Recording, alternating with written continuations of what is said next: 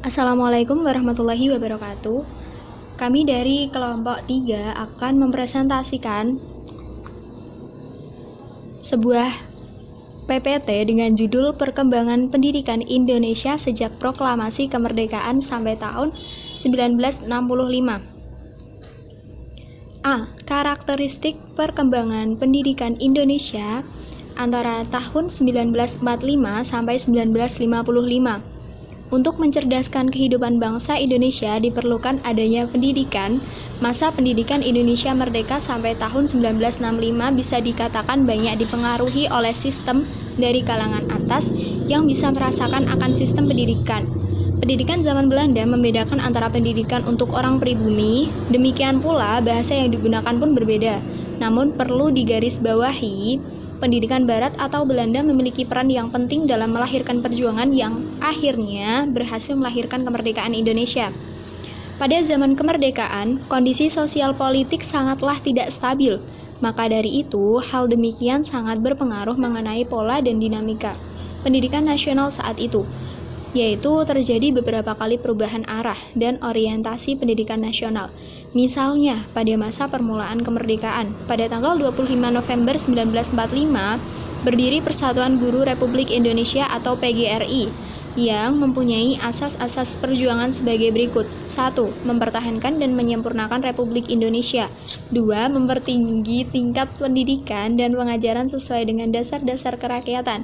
3. Membela hak dan nasib buruh pada umumnya dan guru pada khususnya. B. Undang-Undang Pokok Pendidikan dan Pengajaran Nomor 4 Tahun 1950 dan pelaksanaannya. Dengan selesainya Kongres Pendidikan di Yogyakarta pada tahun 1949 itu, bertambahlah bahan-bahan guna penyusunan Undang-Undang Pokok Pendidikan. Akhirnya, rencana undang-undang itu dapat diselesaikan dan diajukan kepada BPKNIP, dan dengan suara terbanyak diterimalah rencana undang-undang itu. Setelah disahkan oleh Acting Presiden Mr. Asad di Yogyakarta dan Menteri PP dan Kaki S. Mangun Sarkoro, maka RUU itu diresmikan menjadi Undang-Undang Nomor 4 Tahun 1950 dengan nama Undang-Undang tentang Dasar-Dasar Pendidikan dan Pengajaran di Sekolah atau UUPP. Untuk sementara waktu, undang-undang itu hanya berlaku di daerah Republik Indonesia, yang ketika itu ibu kotanya Yogyakarta. Tetapi pada waktu Negara Kesatuan Republik Indonesia dibentuk, maka ditetapkan bahwa sambil menunggu undang-undang tentang dasar-dasar pendidikan dan pengajaran yang lebih sempurna dapat dipergunakan untuk seluruh Indonesia, Undang-Undang Nomor 4 Tahun 1950 dari Republik Indonesia dahulu. Keputusan itu diambil setelah undang-undang tersebut diterima oleh DPR pada tanggal 27 Januari 1954. Disahkan oleh pemerintah pada tanggal 12 Maret 1954 dan diundangkan pada tanggal 18 Maret 1950. Undang-undang itu menjelma menjadi Undang-Undang Nomor 12 Tahun 1954 tentang pernyataan berlakunya Undang-Undang Nomor 4 Tahun 1950 dari Republik Indonesia dahulu tentang dasar-dasar pendidikan dan pengajaran di sekolah untuk seluruh Indonesia.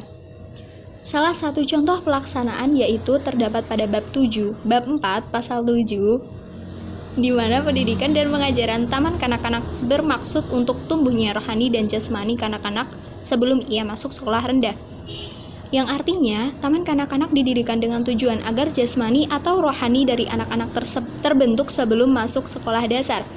Juga dalam bab 10 pasal 19, di mana murid-murid yang ternyata pandai tetapi tidak mampu membayar biaya sekolah dapat menerima sokongan dari pemerintah menurut aturan-aturan yang ditetapkan oleh Menteri Pendidikan, Pengajaran, dan Kebudayaan, yang artinya bagi murid yang belum mampu memiliki kecerdasan bisa mendapatkan beasiswa. Karakteristik perkembangan pendidikan Indonesia antara tahun 1955 sampai 1965. 1. Mendirikan bangunan-bangunan sekolah baru kendati hal itu tidak mencukupi kebutuhan. 2. Menggunakan perumahan-perumahan rakyat atau swasta yang memadai untuk dijadikan bangunan sekolah. Dan 3. Menyelenggarakan sistem mengajar 2 kali sehari, yang berarti bahwa satu bangunan sekolah dipergunakan oleh 2 sekolah dan menyita waktu sekolah. Waktu dan sore di samping dilakukannya usaha pemerintah dalam mengatasi usaha kekurangan bangunan sekolah tersebut. Juga tidak kekurangan partisipasi masyarakat yang bergotong royong membangun bangunan sekolah dengan peralatannya dan yang kemudian disumbangkan kepada pemerintah. Usaha semacam itu juga merupakan suatu cara yang bertujuan hendak membentuk kelas masyarakat dan dengan harapan pelajaran di sekolah akan disesuaikan dengan keadaan masyarakat pada waktu itu.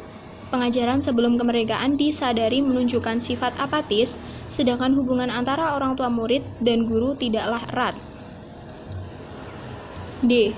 Sistem persekolahan Indonesia antara tahun 1945 sampai 1965. Tata susunan persekolahan sesudah Indonesia merdeka yang berdasarkan satu jenis sekolah untuk 3 tingkat pendidikan seperti pada zaman Jepang tetap diteruskan.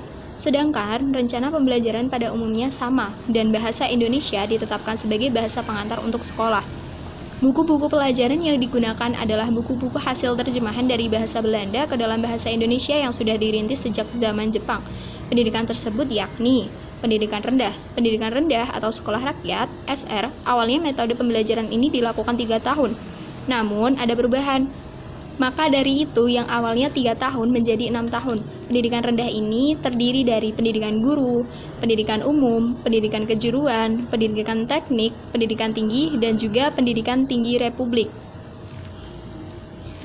Sekian presentasi dari kami. Apabila ada salah kata atau salah penjelasan, kami mohon maaf. Terima kasih. Udah tuh. Nih gini disensor.